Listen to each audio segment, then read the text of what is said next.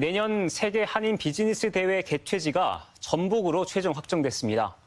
당초 기반 시설이 풍족한 인천과 제주의 우위가 점쳐졌지만 이처럼 막강한 경쟁 상대를 누르고 불가능에 가까웠던 유치를 성공시킨 겁니다.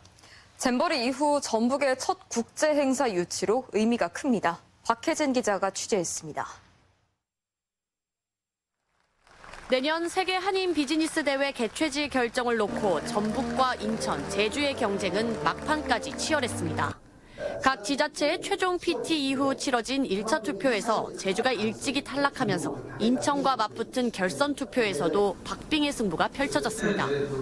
대회에서 요구하는 대규모 컨벤션 센터와 넉넉한 호텔은 물론 접근성에 제외 동포청까지 갖춰 당초부터 유치 성공을 자신했던 인천. 950석 부스에 상당히 컨벤션가 있고요. 이제 세계 한인 비즈니스 대회에서 이제 요구하는 그런 요구 조건들은 이제 100% 충족이 되는 거고요. 하지만 결과는 반전이었습니다.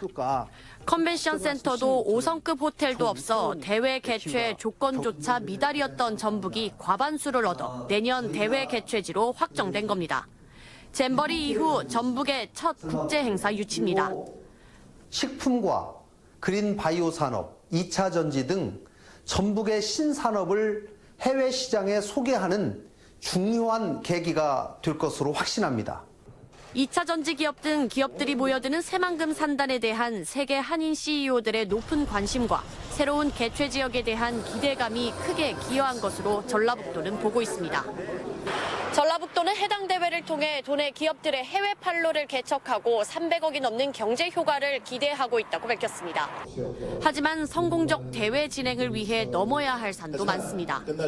대회 주무대가 될 전주국립무형유산원은 개최 조건인 연회시설도 따로 없고 전시실 규모도 요구 조건의 3분의 1 수준이기 때문입니다. 또 이례적으로 실내가 아닌 야외에서 대회를 치르겠다는 계획이어서 잼버리처럼 날씨 변수에 대한 철저한 대책도 필요하다는 의견입니다.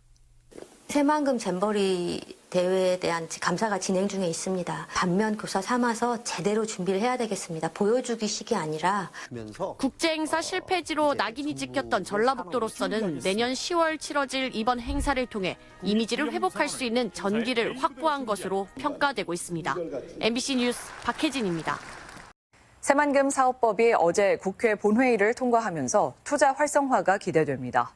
국회는 어제 본회의를 통해 새만금 지역에 투자를 촉진하기 위한 투자진흥지구를 지정하고 투자자와 입주기업에게 세제 혜택을 주는 내용의 새만금 사업법을 통과시켰습니다. 새만금에 투자하십시오.